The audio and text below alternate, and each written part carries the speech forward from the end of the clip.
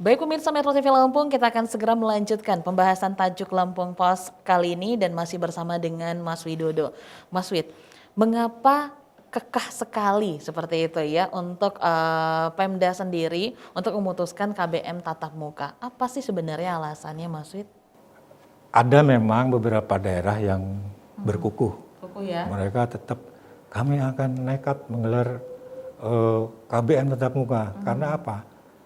Ada di daerah tertentu itu yang memang blank spot. Jadi mereka tidak ada sinyal. Oke. Ya, ini yang menyulitkan juga dalam kegiatan belajar mengajar secara daring. Nah, makanya mereka berkukuh. Daerah kami ini tidak ada sinyal. Terus belajarnya gimana? Sampai kapan ini?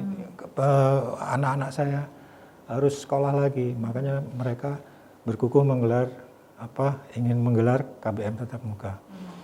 Nah, kira-kira salah satu alasannya itu. Salah satu alasannya. Salah satu alasannya. Oke, apakah alasan itu tidak ada jawaban atau solusi lain selain KBM tatap muka, Mas Wid? Bisa, mereka menggeser ke daerah tertentu, kan tidak semua blank spot. Ya. Bisa bergeser ke daerah lain yang di situ ada menangkap sinyal. Nah, tetapi ini akan menjadi repot karena harus setiap hari tahu mereka di situ. Katakan harus berjalan berapa kilo. Kalau di kota sih enak ya, kita berbicara di daerah katakan di pesisir barat atau di Lampung Barat itu agak sulit memang. Oke, berarti memang dari kondisi inilah sebenarnya yang mengharuskan untuk KBM tatap muka seperti itu ya Mas Wid ya. Oke, ini corona atau COVID-19 ini semakin mengganas seperti itu. Nah, kalau untuk pemerintah kabupaten gitu memutuskan itu semua untuk SD dan juga SMP ya Mas Wid ya. Tapi kalau untuk SMA itu sudah ada peraturan sendiri dari pemerintah provinsi seperti itu Mas Wid. Ya, mengapa dibedakan seperti itu? Apakah karena di usia atau pengetahuan dari siswa-siswi SMA ini bisa menjadi salah satu pertimbangan seperti itu Mas Wid? Enggak, karena kan kalau ini lebih bahwa SMA itu dikelola oleh provinsi. Oke. Tetapi memang ada tetapinya di situ SMA dan SMK ya. Untuk SMA dan SMK ini syarat membuka KBM tatap muka ini juga harus ada dari tim verifikasi, harus ada keterangan yang menyatakan sekolah ini aman gitu.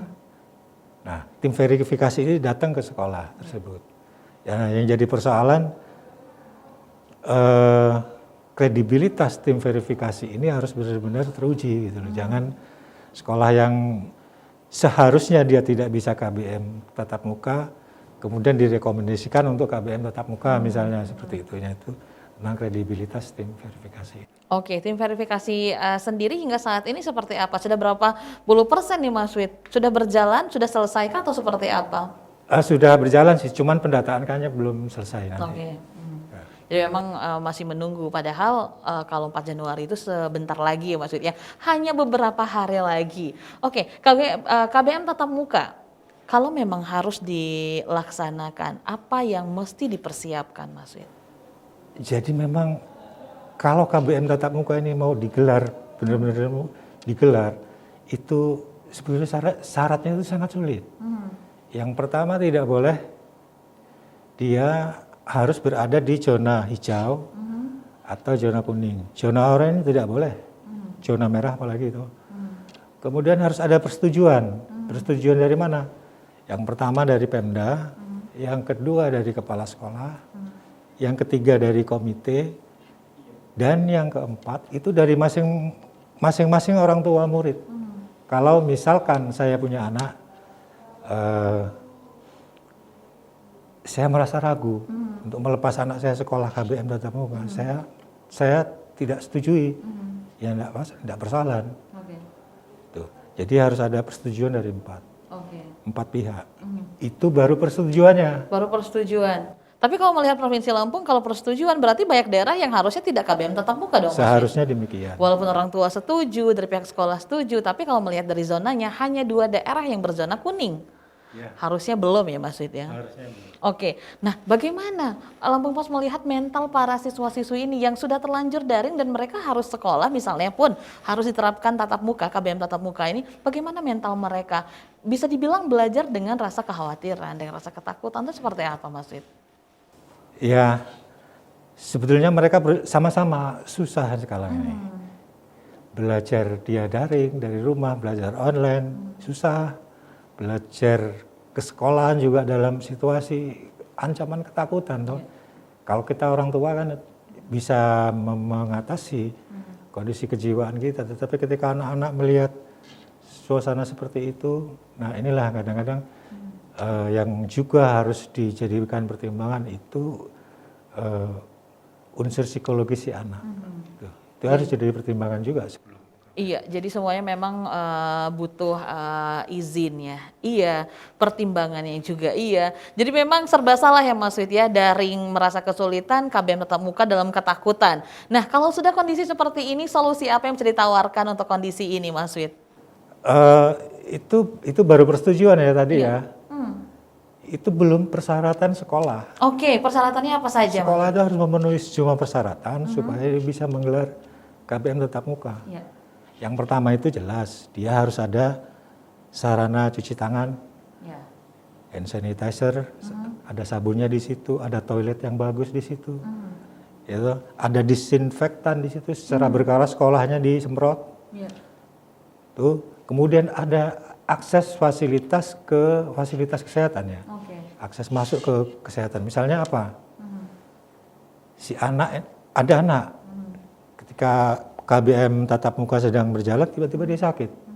Harus ada jaminan si anak ini harus bisa segera dibawa ke puskesmas katakan. Nah, akses transportasinya juga ada. Harus lancar ya. Harus lancar. Kemudian harus ada jaminan kawasan wajib masker di sekolah itu. Kemudian harus ada termogan juga. Terus itu pun harus pakai sistem ganjil genap ya, masuk sekolah itu. Kemudian orang tua itu tidak boleh mengantarkan sampai ke dalam sekolah. Jadi kalau selama ini orang tua mengantarkan sampai ke dalam sekolah, kadang-kadang ada yang melihat dari ruang kelas, kalau sekarang tidak boleh. Tidak boleh ya. Jadi itu ada izin, ada juga persyaratan yang sama-sama berat. Kita serba salah. Lalu solusi yang ditawarkan Mas Wid? Dengan situasi yang seperti ini, solusi terbaik itu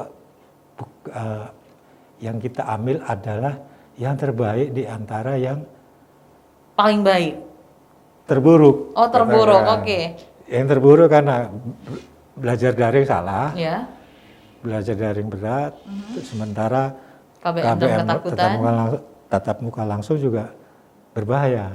Tetapi kita pilih yang paling aman itu tetap belajar daring. Belajar daring. Jadi memang yang paling aman dalam kondisi ini adalah kita mengambil yang terbaik dari yang terburuk. Oke, belajar daring pilihannya. Untuk sementara. Untuk sementara melihat kondisi COVID-19 saat ini. Oke Mas Wid, nanti kita akan kembali untuk membahas trending topik apa saja yang ada di platform Lampung Pos lainnya. Pemirsa Metro TV Lampung, jangan kemana-mana karena kami akan kembali sesaat lagi. Tetaplah bersama kami.